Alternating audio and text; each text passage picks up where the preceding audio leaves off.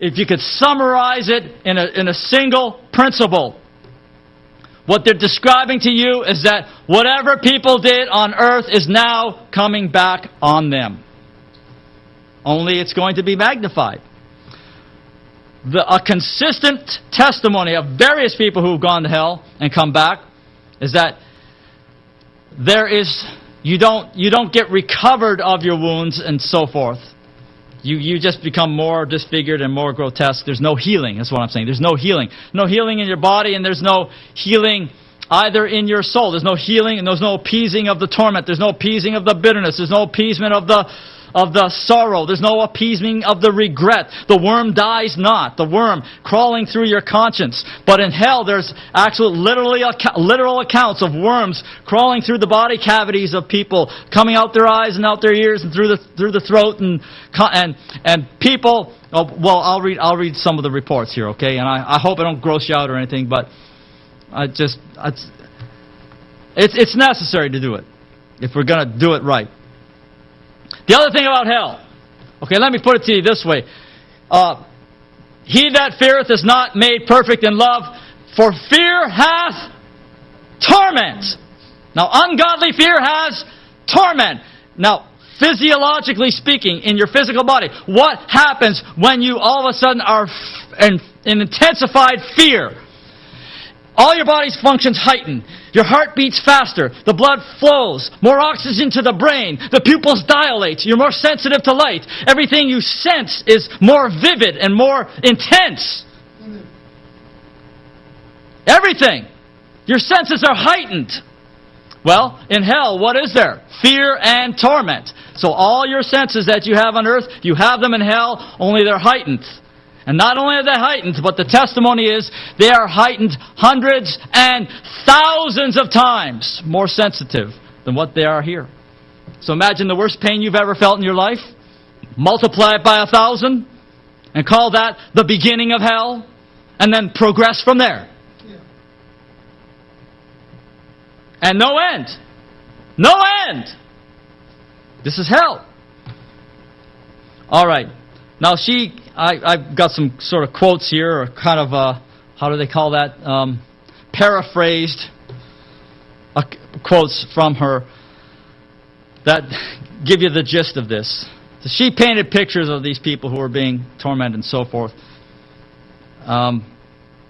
People who sinned in their thoughts contrary and exalted themselves against the knowledge of Jesus Christ have countless maggots constantly crawling in and out of their heads and in and out of their bodies. Their bodies are completely covered with insect wounds. Now this is the Korean girl. Alcoholics and cigarette smokers had spirits of snakes come out of cigarettes and bottles and continuously bite them. And insects and animals and all of this are much larger in hell than they are on earth. They're much larger. I've heard Brother Starrett give an account, read articles, and I've read them myself. You know, we talked about as you go down to the center of the earth, and you get closer and closer to the center of the earth where hell is, and all the creatures get grotesque, and they look like they're out of horror movies. Well, they have these sea worms, and they call them sea vents, I think, vents in the bottom of the ocean floor. And these worms, some of them are like 4, 6, 7, 8 feet long worms. Huge, huge worms. And that's what it is in hell. Things are just magnified and intensified. Okay, others who were sexually deviant and perverse were hung up and had their genitals continuously pierced and mutilated. All right, and people who murmured and complained. There's an account of this. I don't see it here. But anyway, all of this stuff is progressive and it accumulates. And the judgment and the penalty of hell is related to the degree and type of offense. If I can put it that way. It's related. Okay?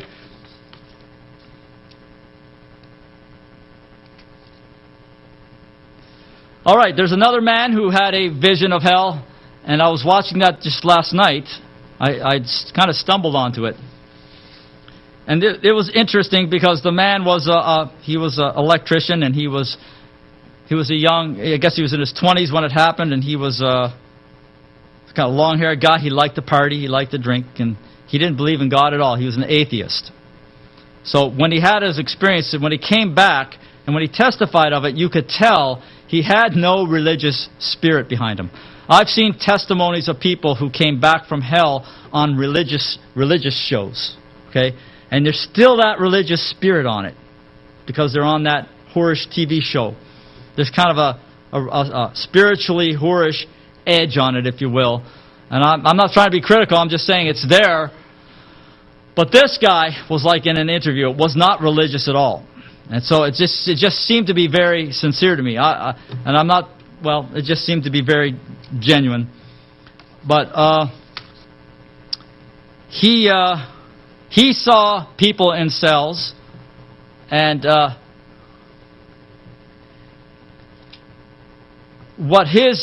every time he reported on, every time he testified of somebody he saw in a cell and the punishment that they were receiving, again, it always related to what they did on earth, and it was the same thing, and he always used the terms, and I saw the same thing meted back to them. And I saw the same thing meted back to them. Okay, so it's very important, fundamental, easy to understand concept of hell is that what you do is meted back to you. It's meted back to you. And in that sense, if you want to consider that, wouldn't it be much better to have a little taste of something meted back to you right now, to give you a little taste of hell, to turn you away from it, rather, and that's one of the aspects of having your sins go on beforehand, to have them revealed and get just a little taste of the meeting back. Come on, little kids do it all the time. Little kids are playing around, and one kid takes the other kid's toy, but then the other kid doesn't like it, so the other kid takes his other toy and beats the kid over on top of the head, and the kid starts crying. Well, because the kid who beat him on top of the head, he doesn't understand, he doesn't comprehend what it feels like to be clobbered on the head with a toy, because he's never been clobbered on the head with a toy. All he knows is you took my other toy, and bang. Well, some experience has to come in life where he gets clobbered in the head a little bit. And hopefully when he has that experience, he'll say, okay, well, I didn't like getting clobbered in the head, and so I won't clobber anybody in the head anymore. I'm just being, whatever, I'm just being hypothetical, simple. That's the way kids are. Okay, in a way they're innocent, in a way they're innocent, but see and again in that whole kind of little simple allegory or example, it proves to you that as innocent as a child is, it's still no good because it's ignorant. As innocent as Adam and Eve were, as pure as their innocency was in the garden, it still wasn't adequate for God because there's too much ignorance. And ignorance can always injure, ignorance can always disrupt or injure or bring defilement unwittingly, what have you.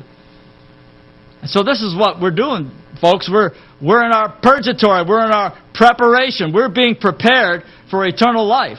We're being prepared so that God can finally, in all eternity, set us at liberty. And all we'll do is the will of God and praise and worship God.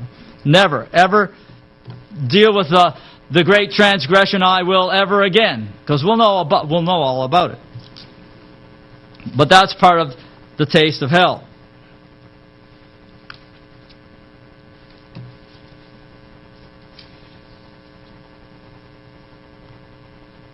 All right. Another testimony was that what we call hell now does exist, and that there are souls in hell. And that, okay, one of these guys said he saw Adolf Hitler in hell. He saw Adolf Hitler in one of these cells. He saw Adolf Hitler in a cell. And he was receiving torment for of course, for all the genocide that he caused and so forth. And of course, he put a lot of Jews into ovens. Or he was responsible for it anyway. And so he was in a burning, flaming oven. And what was consistent in hell is that anytime there was a manifestation of burning or flames, it would consume the flesh. So the flesh would burn, it would rot, it would stink, it would fall off, and it would leave them as nothing but a skeletal remains, and yet still conscious of all the pain, even with no flesh on the skeleton, still conscious of the pain, and it's sort of a grayish, misty, stinky,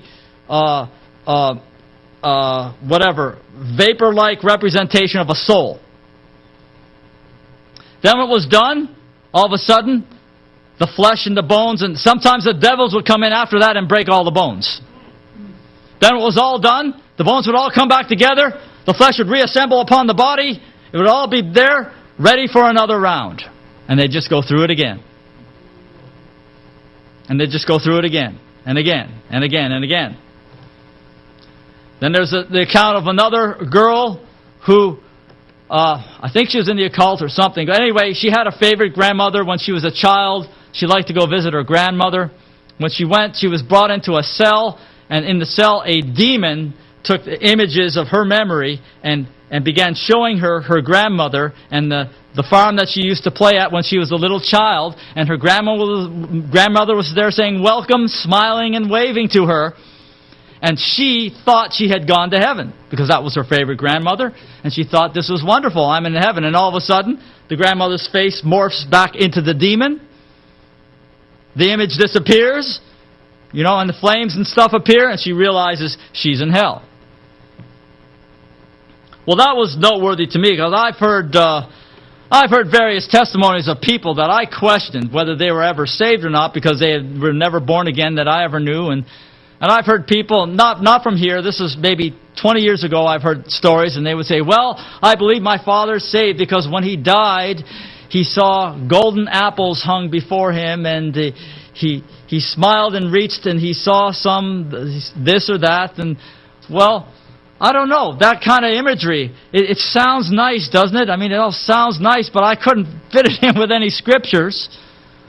I couldn't really reconcile it. Well, I'm not going to say one way or another because that was 20 years ago, but I did question it, and I can see why. Because the devils masquerade, they portray themselves as angels of light. A lot of the torment of hell is going to be things of sorrow, things of regret that are played before you like a movie, that the devils and everything are going to draw out of your mind and out of your conscience and taunt you with them and taunt you, and eternal regret, eternal remorse, eternal sorrow, eternal pain, pain in your heart,